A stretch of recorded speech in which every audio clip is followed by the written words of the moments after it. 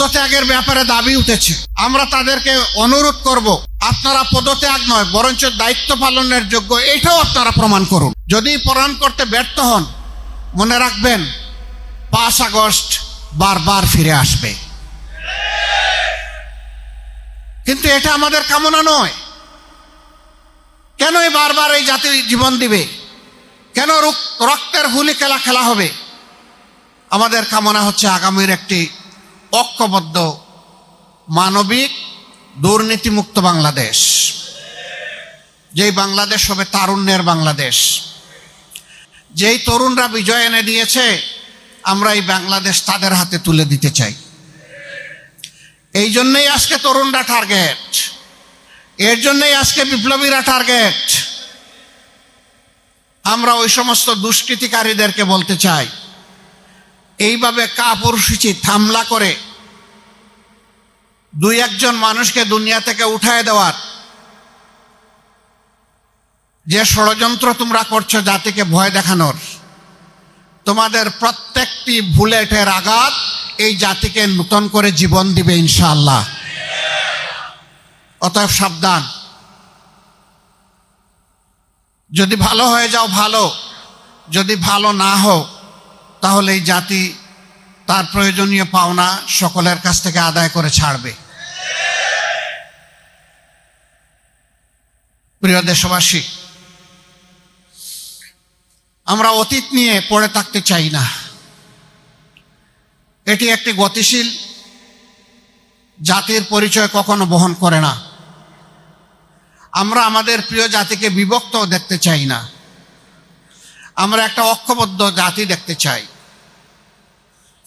আমরা এটাও চাই না যে আমাদের জাতির উপর বাহির থেকে কেউ এসে খবরদারি করুক, দাদাগিরি করুক।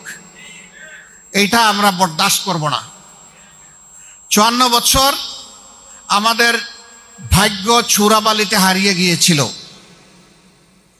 জনগণের ভাগ্যকে কুলে নিয়ে, বুকে নিয়ে আমরা সামনের দিকে দুর্বার গতিতে এগিয়ে যেতে চাই।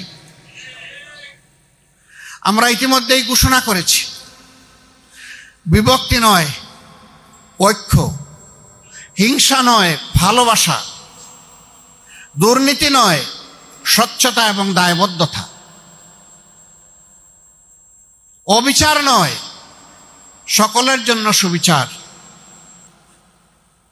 বেকারত্ব নয় হাতে হাতে কাজ। এই নিয়ে আমরা প্রিয় জাতিকে সামনের দিকে এগিয়ে নিতে চাই। আমরা আমাদের জাতির প্রতি গভীর আস্থা রাখি। জাতি, এই পুড় খাওয়া জাতি, 54 বছর তারা বিভিন্ন শাসন দেখেছে। এখন জাতি মুখিয়ে আছে নতুন একটি বাংলাদেশ দেখার জন্যে। অতীতের যত ময়লা আবর্জনা শাসন ব্যবস্থায় ছিল, পুরানা সেই কাসুন দিয়ে এই জাতি আর দেখতে চায় না। এগুলাকে পায়ের তলায় ফেলে 2 পায়ে মাড়িয়ে সামনের দিকে নতুন বাংলাদেশের যাত্রা শুরু হবে ইনশাআল্লাহ। এ পথে অতীতেও জনগণের প্রত্যাশাকে কোনো কিছু দিয়েই চাপা দেওয়া সম্ভব হয়নি।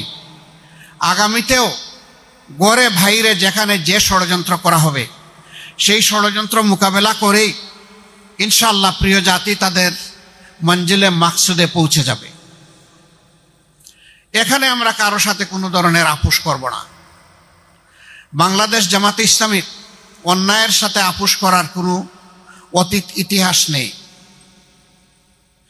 ফেসিবাদের সাথে অনেকেই আপোষ করেছেন, বিভিন্ন ব্যাপারে আপোষ করেছেন।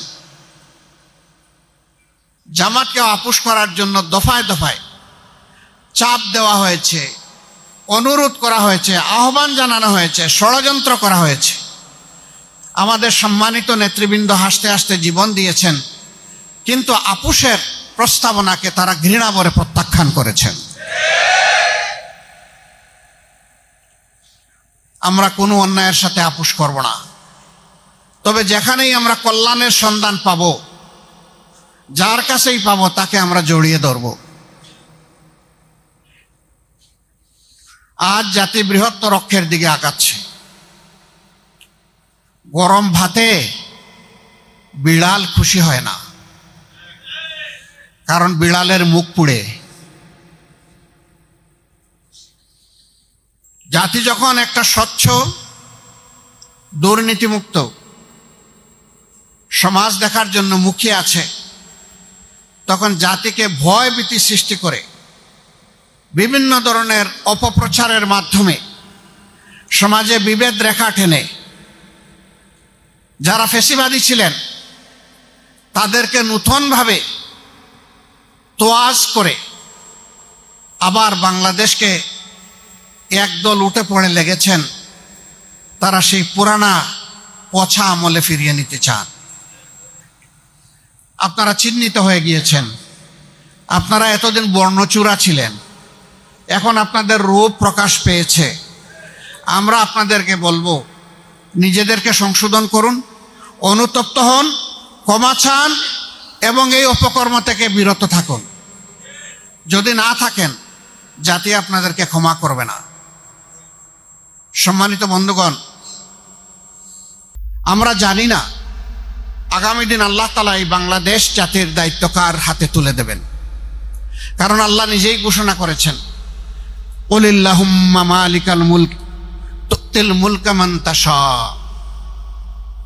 এ মহান সৃষ্টির জগতের সব কিছুর বাদশাহী আমার, আমি আল্লাহ। এরপরে সেই আল্লাহ তাআলা বলছেন, তবে দুনিয়ার শৃঙ্খলার জন্যে বিভিন্ন জায়গায় বিভিন্ন জাতি গোষ্ঠী ভাষা বর্ণ আমি তৈরি করেছি।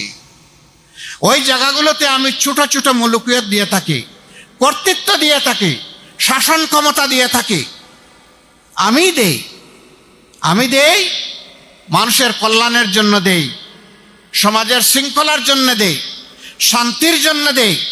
তবে এই দায়িত্ব পালনে কেউ যদি ব্যর্থ হয়, তারও জেনে রাখা উচিত, তানজিউল মুলকা মিম্মান তাশা। তখন কিন্তু আমি ঝাপটা মেরে সেই দায়িত্ব কেড়ে নিয়ে যাই। একটা দল তারা বুকিং দিয়েছিল ক্ষমতার 2041 সাল পর্যন্ত, তাই না? জেলে ছিলাম। 7 জানুয়ারির নির্বাচনের সময় জেলে ছিলাম। অন্যান্য দলের সিনিয়র নেতৃবৃন্দ একসাথেই ছিলাম। হতাশ, সবাই হতাশ। সবাই বলতেন, ভাই এখন আর শর্ট টার্ম চিন্তা করে হবে না, এখন আমাদেরকে অনেক দূরে চিন্তা করতে হবে। অনেক জীবন দিলাম, লড়াই করলাম, সংগ্রাম করলাম, জেল খাটলাম, কিন্তু কিছু করতে পারলাম না। এখন 41 সালের পরের পরিকল্পনা আমাদেরকে নিতে হবে। আমি বলতাম, ভাই আমার জীবন এতদিন বেঁচে থাকবে আমি আশাও করি না। আমি আমার এই জীবনে আল্লাহর কাছে এইটুকু আশা করি যে একটা পরিবর্তন দেখতে চাই। সুতরাং আমার কাছে ভাই কোনো 41 নাই, আমার কাছে 24-25 যাই আসবে আলহামদুলিল্লাহ। বলতো এগুলা দুর্বল মনের সান্ত্বনা। আমি বললাম, মন একটা দুর্বল হোক সবল হোক, সান্ত্বনা দেওয়ার জায়গায় একটাই, সেটা হচ্ছেন আল্লাহ রাব্বুল আলামিনের সাহায্য। ওই সাহায্যের দিকে তাকায় থাকবো, যতক্ষণ না আসবে তাকায়েই থাকবো। আলহামদুলিল্লাহ, যদি 24 না হতো আজকের 25-এ এখানে এইভাবে দাঁড়াতে পারতাম না। যদি 24 না হতো, আমরা যারা নির্বাচনের কথা বলছি, নির্বাচনের প্রস্তুতি নিচ্ছি, আমাদের মুখ দিয়ে নির্বাচন নামক কোনো শব্দ বের হতো না। যদি 24 না হতো, আজকে ইলেকশন কমিশনের দায়িত্বপূর্ণ জায়গা থেকে মাননীয় প্রধান নির্বাচন কমিশনার যে বক্তব্য দিয়েছেন, তিনিও এই জায়গায় থাকতেন না। যদি 24 না হতো, বর্তমানে যে ইন্টারিম গভর্নমেন্ট আছেন, যারা এর দায়িত্ব পালন করছেন, তাদের অনেকেও জেলে থাকতেন। তাদের কেউ কেউ এর আগে জেল কেটেছেন এই ফ্যাসিবাদী সরকারের আমলে। কারো স্বামী কিডন্যাপ হয়েছেন, তারাও আমাদের মতো মজলুম, তাদের প্রতিও আমাদের সম্মানবোধ আছে। যদি এই 24 না হতো, বর্তমানে ফ্যাসিবাদী আমলে যে সমস্ত মানুষকে নির্যাতন করা হয়েছে, অপমান করা হয়েছে, তাদের বিচার চাওয়ারও কোনো পরিবেশ এই দেশে থাকতো না। সুতরাং 24 আমাদের ইতিহাসের শুধু অংশ নয়, 24 এখন আমাদের কলিজার অংশ। এই 24কে সম্মান করলেই বাংলাদেশ এবং জাতিকে সম্মান করা হবে। আমি সকলের প্রতি বিনয়ের সাথে অনুরোধ করব, আমরা সম্মান করব 71কে, আমরা অবশ্যই সম্মান করব তেমনিভাবে 24কে। যার যেখানে যে অবদান, কোনোটাকেই খাটো করা কারোর জন্য সমীচীন হবে না। যার যার অবদানকে স্বীকৃতি দিলেই এই দেশে জ্ঞানীরা জন্ম নিবে, বীরের জন্ম হবে। আর যদি অবদানকে অস্বীকার করা হয়, জ্ঞানীর আত্মহত্যা হবে এবং এই দেশে মায়ের কুলে আর বীর জন্মাবে না। এই জন্যে আমরা আমাদের বীরদেরকে গভীর শ্রদ্ধা দিয়েই স্মরণ করে যাব আজীবন ইনশাআল্লাহ।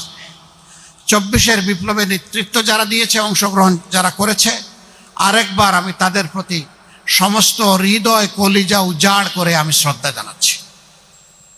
তারা জাতিকে নতুন করে প্রাণ এনে দিয়েছেন। এখন এই জাতির কাছে আমানত, রাজনৈতিক দলসমূহকে দায়িত্বশীলতার পরিচয় দিতে হবে। দেশকে ভুলে গিয়ে ব্যক্তিকেন্দ্রিক দলখানা কোনো চিন্তা করলে জাতি আমাদেরকে ক্ষমা করবে না। দেশের স্বার্থ, জাতির স্বার্থকেই উপরে তুলে ধরতে হবে। সাংবাদিক বন্ধুগণ, আপনাদের কাছে বিনয়ের সাথে অনুরোধ, আমরা যে কথাগুলো বলি ভালো লাগলে হুবহু এগুলো প্রকাশ করবেন, ভালো না লাগলে পুরোটা বাদ দিয়ে দেবেন। কিন্তু আমাদের বক্তব্যের খণ্ডিত অংশ দিয়ে সবাই না, কেউ কেউ মাঝে মাঝে জাতিকে বিভ্রান্তিতে ফেলে দেন, আমাদেরকে কষ্ট দেন। তাদের কাছ থেকে আল্লাহর দরবারে আমরা আশ্রয় চাই। এ কাজ করবেন না। আপনাদের 2-1 জনের কারণে গোটা সাংবাদিক সমাজ কেন লজ্জিত হবে? যাদেরকে বলা হয় তাকে জাতির বিবেক, এই বিবেককে আপনারা লজ্জা দেবেন না। যার যার জায়গা থেকে আপনারা নিজ দায়িত্বটা সঠিকভাবে পালন করবেন। বক্তব্যের কাট পিস নয়, ভালো লাগলে পুরাটা, না লাগলে আউট, সারাটা আউট, ব্ল্যাক আউট করে দিবেন। আমরা কোনো সংগ্রাম করব না আপনাদের বিরুদ্ধে, কিন্তু ব্ল্যাক অ্যান্ড হোয়াইটকে এক করবেন না, হোয়াইটকে ব্ল্যাক বানাবেন না। বক্তব্যের সেন্স পাল্টানো ঠিক হবে না। আপনারা সমাজের 4র্থ স্তম্ভ, এটা ভুলে যাবেন না। এবং 3টা স্তম্ভকে ঠিক রাখার দায়িত্ব আপনাদের, এইটাও আপনারা ভুলে যাবেন না। সমাজের 2টা অংশের দায়িত্ব সার্বজনীন, একটা সাংবাদিক সমাজ, আরেকটা হচ্ছে রাজনৈতিক সমাজ। এই 2 সমাজকে দেখতে হবে চতুর্দিক থেকে, একদিক থেকে দেখলে চলবে না। খোলা চোখ দিয়ে দেখতে হবে, বন্ধ চোখ দিয়ে নয়। 2 চোখ দিয়ে দেখতে হবে, 1 চোখ দিয়ে নয়,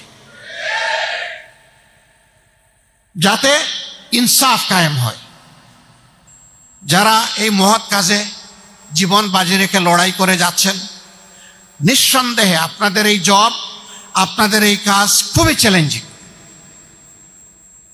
বহু জায়গায় এই কাজ করতে গিয়ে আপনারা, সত্য তুলে ধরতে গিয়ে আপনারা বিভিন্ন সময় নির্যাতনের শিকার হন।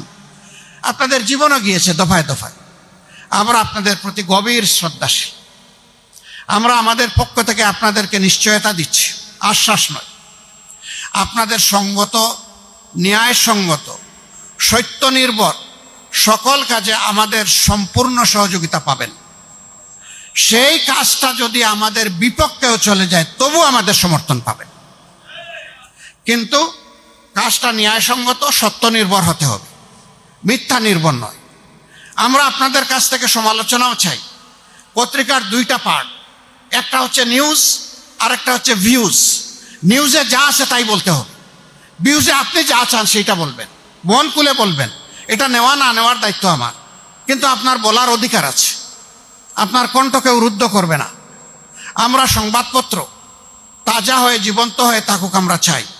একটা প্রভাবশালী দেশের একজন কূটনীতিক আমার সাথে সাক্ষাতের শেষ পর্যায়ে এসে বললেন, আপনারা তৈরি থাকুন, যদি জনগণের সমর্থন নিয়ে আপনারা, ওনার ভাষায় ক্ষমতা, আমরা ক্ষমতা বলি না, আমরা বলি দেশ সেবার সুযোগ পান, তাহলে মিডিয়ার একটা অংশ আপনাদের উপর ঝাঁপায় পড়বে। তখন আপনারা কিভাবে মোকাবেলা করবেন? আমি হাসতে হাসতে বলেছিলাম, মোকাবেলা করব না, তখন ওই মিডিয়ার ব্যক্তিদের কপালে চুমু দিয়ে দেব। কয় হাও, চুমু দিয়ে বলবো, আপনারা আমাদের সময় সবচেয়ে বেশি স্বাধীনতা ভোগ করুন, তবে সেই স্বাধীনতা যেন হয় নির্মল স্বাধীনতা। এই স্বাধীনতা যেন জাতিকে ক্ষতিগ্রস্ত না করে। আমাদের সমালোচনা করবেন তীব্র কঠোর ভাষায়, কিন্তু সেটা হবে জাতির স্বার্থে। আমাদেরকে ছাড় দেবেন না, ধরবেন, ভালো করে ধরবেন, এমনকি হাতে ছাই দিয়েও ধরবেন, কোনো সমস্যা নাই, কিন্তু ধরাটা যেন ন্যায়সঙ্গত। এইটুকুই শুধু আমাদের অনুরোধ। সবাই ভালো থাকবেন। আমরা সেই মানবিক প্রত্যাশার তারুণ্যের বাংলাদেশ, সেই বাংলাদেশের জন্য সবাই মিলে সব হাত একত্রিত করে সামনের দিকে এগিয়ে যাব ইনশাআল্লাহ। সেই বাংলাদেশের অপেক্ষায় আজকের এই বিজয় দিবসে আবারও জাতিকে শুভেচ্ছা এবং অভিনন্দন জানিয়ে যে যেখানে আছেন দেশে কিংবা প্রবাসে সকলে সুস্বাস্থ্য কামনা করে আগামী ঐক্যবদ্ধ বাংলাদেশ গঠনে সবাইকে ভূমিকা রাখার আহ্বান জানিয়ে আমার কথা এখানেই শেষ করছি। আল্লাহ হাফিজ। বাংলাদেশ জিন্দাবাদ, বাংলাদেশ জামাতে ইসলামী জিন্দাবাদ। সভাপতির বক্তব্য আমিও শুনবো, আপনারাও শুনবেন, এর আগে কেউ উঠবেন না। আসসালামু আলাইকুম। সংগ্রামী সুধীবৃন্দ,